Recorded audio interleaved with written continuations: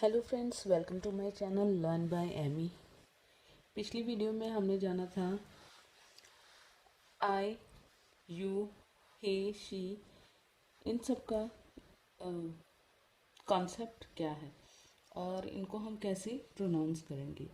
Okay, हमने कहा था आई नहीं, आई इसको हम प्रोनाउंस करेंगे you. You, the person with whom we are talking. he, he, she, she, he use होता है लड़के के लिए, she यूज होता है लड़के के लिए। it, it, it मैंने आपको बताया था कि ये यूज होता है नॉन लिविंग चीज़ों के लिए, जैसे कि bed, camera, phone, television. Okay, so और भी ऐसी चीज़ें हैं जो हम अपनी डेली लाइफ में यूज़ करते हैं जो कि जिसमें जान नहीं होती है, तो इसे हम इट के नाम से ज़्यादातर बुलाते हैं इन चीज़ों को, राइट। अगर हमें इनको सेंटेंस में यूज़ करना हो तो, या फिर इनका नाम भी ले सकते हैं, जैसे कि टेबल, चेयर। अगर आप इट नहीं यूज़ करना चाहते तो आप इनका नाम लेकर भी सेंटेंस बना सकते हैं।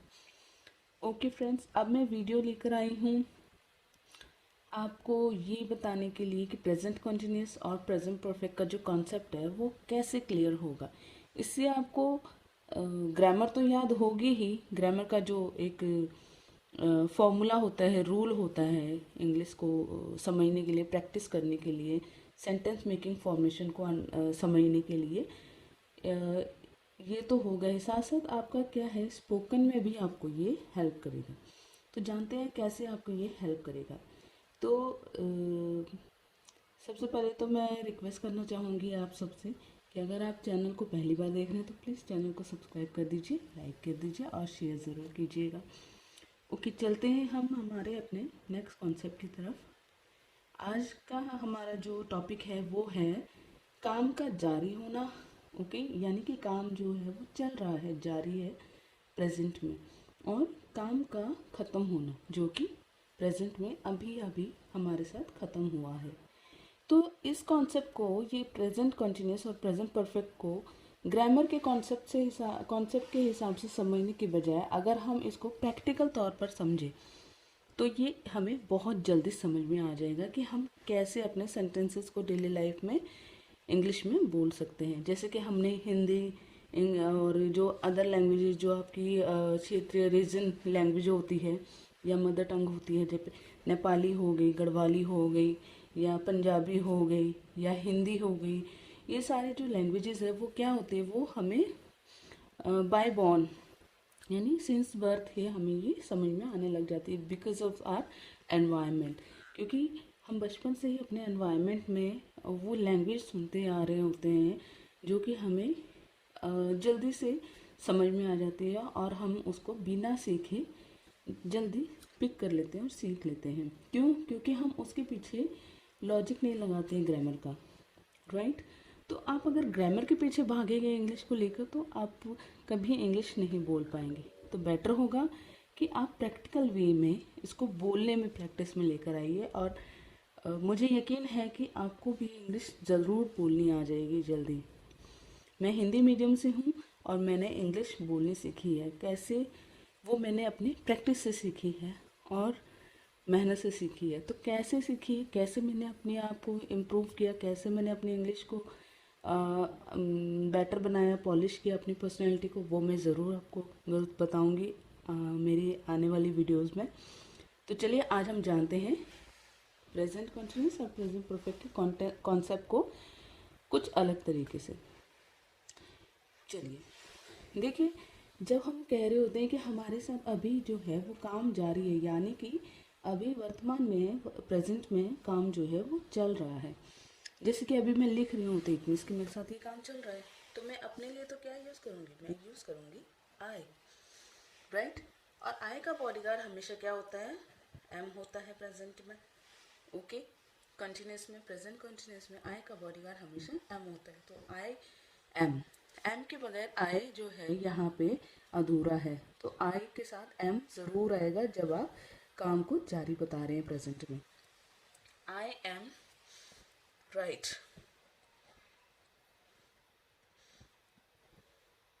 अब राइट में हमने आईएनजी लगा दिया तो ये बन गया writing. I am writing. Okay, अब आप बोलेंगे कि आप पढ़ रहे हैं, तो आप हम किसी के सामने वाले के लिए बोलेंगे यू, और यू का बॉडीगार्ड क्या होता है, आर होता है। तो यू आर। पढ़ने के लिए क्या बोलेंगे हम? अब देखिए, पढ़ना जो है वो दो तरीके का होता है। एक होता है आपका रीड और एक होता है आपका स्टडी। तो यहाँ पे हम क्या यूज़ करेंगे, रीड या स्टडी? तो मैं आपको बता दूँ कि रीड जो है वो एक इनफॉर्मल वे होता है किसी चीज़ को पढ़ने का, यानी कि जैसे कि न्यूज़पेपर पढ़ना यानी कि रीड न्यूज़पेपर, क्योंकि आप उसको गहन तरीके से अध्ययन करने के लिए नहीं पढ़ रहे हैं, उसको बारीकी से समझने के लिए, अंडरस्टैंड करने के लिए, एग्ज़ाम क्लियर करने के लिए नहीं पढ़ रहे। तो आप यहाँ पे रीड न्यूज़पेपर करेंगे। जस्ट एक नॉर्मल सी फॉर्मल सी इंफॉर्मेशन आपको चाहिए, है ना, कैजुअल इंफॉर्मेशन चाहिए थोड़ा बहुत, जिसे आपने पढ़ा और बाद में भूल गए। और स्टडी क्या है? स्टडी जो है वो कॉन्शियस होकर, बहुत डीपली होकर पढ़ना पड़ता है चीज़ों को समझने के लिए, जो कि हम अभी कर रहे हैं हम, वो क्या है, हमारा स्टडी का पार्ट है। तो हम पढ़ रहे हैं, तो आप पढ़ रहे हो तो हम सिंपल यहाँ पे हम स्टडी कह सकते हैं। तो यू आर स्टडिंग।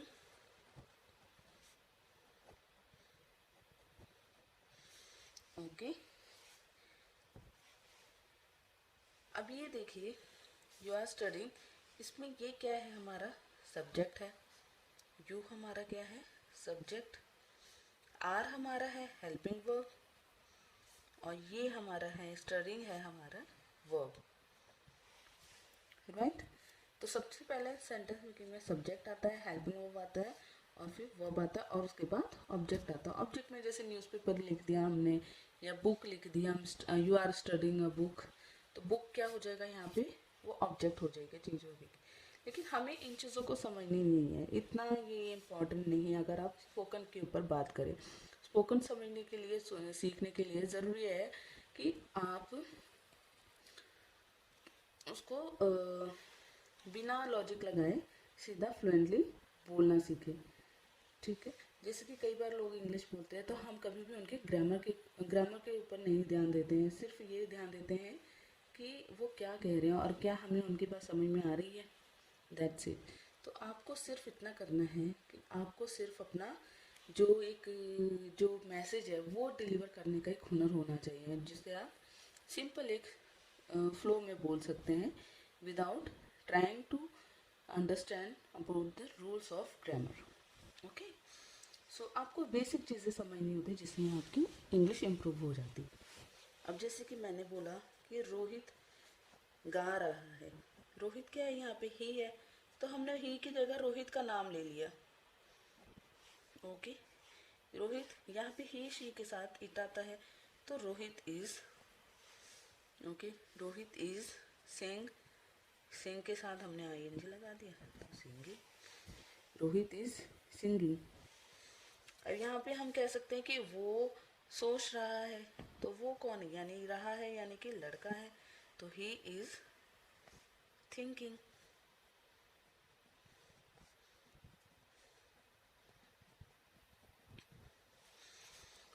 अब इतना सिंपल जो है बोलना सीख जाए, इतना ही काफ़ी है। इसके बाद हम जो है सेंटेंस को कॉम्प्लेक्स बनाना सीखेंगे, राइट। तो अब जैसे मैंने कहा कि फ़ैन जो है वो चल रहा है, तो फ़ैन है ना, फ़ैन इज़, मैंने सिंपल लिख दिया, फ़ैन इज़ वर्किंग, काम कर रहा है फ़ैन, तो फ़ैन ख़राब नहीं है, तो फ़ैन इज़ वर्किंग। या फ़ैन की जगह हमने क्या कह दिया, हमने इट भी कह सकते हैं हम, it is working, right, it is working. Okay friends, तो ये है हमारा काम का जारी होना प्रेजेंट में। और काम को ख़त्म होना हम कैसे बताएंगे कि जस्ट अभी अभी ख़त्म हुआ है, मैंने लिख लिया, आई एम राइटिंग, मैं लिख रही हूँ, आई हैव रिटन, यानी कि मैंने लिख लिया। आई के साथ क्या यहाँ पे बॉडीगार्ड आता है, have, I have written, right? यहाँ पे आपने आई के साथ हैव यूज़ किया, यू दे वी के साथ हैव यूज़ किया, he शी इट के साथ हैज़ यूज़ किया। ओके, तो सिंगुलर है तो हैज़ कह सकते हैं, प्लूरल है एक से ज़्यादा लोगों की बात करें या एक की बात करें तो हैव आ गया, और ये वर्ब की थर्ड फॉर्म यहाँ पे यूज़ करते हैं हम। ओके, तो आई, सॉरी हैव की स्पेलिंग गलत हो गई, HEVE have, I have written, you are studying, आप पढ़ रहे हो, आपने पढ़ लिया, यू हैव स्टडीड,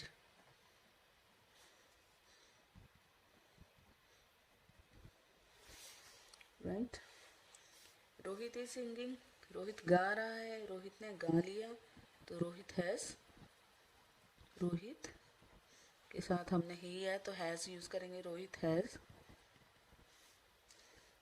सिंग सैंग संग, यहाँ पे थर्ड फॉर्म हमारी संग होगी, रोहित हैज़ संग। ही इज थिंकिंग, वो सोच रहा है, उसने सोच लिया, ही हैज़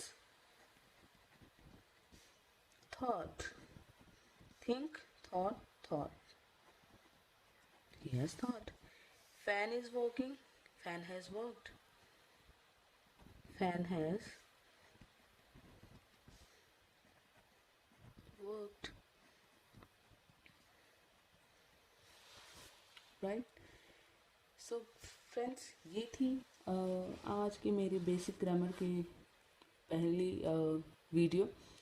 तो मैं उम्मीद करती हूँ कि आपको ये कॉन्सेप्ट समझ में आया होगा, और आप इन कॉन्सेप्ट्स को लेकर आप प्रैक्टिस ज़रूर कीजिए। मुझे उम्मीद है कि आपको इससे बहुत हेल्प मिलेगी, और राइटिंग प्रैक्टिस अगर आप करेंगे तो आपको बहुत हेल्प मिलेगी।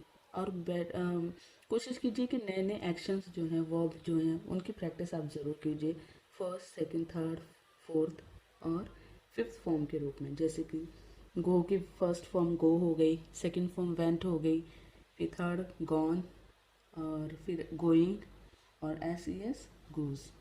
तो ऐसे क्या है, आपका जो आपकी प्रैक्टिस भी हो जाएगी लिखने की, और आपको स्पेलिंग का भी पता लगेगा कि आपकी स्पेलिंग मिस्टेक क्या है। ओके, और क्या होगा कि इससे आपको और आइडियाज़ मिलेंगे कि आप अपने इंग्लिश को कैसे इम्प्रूव कर सकते हैं। So that's enough for today. We will see you in the next video. Thank you for watching.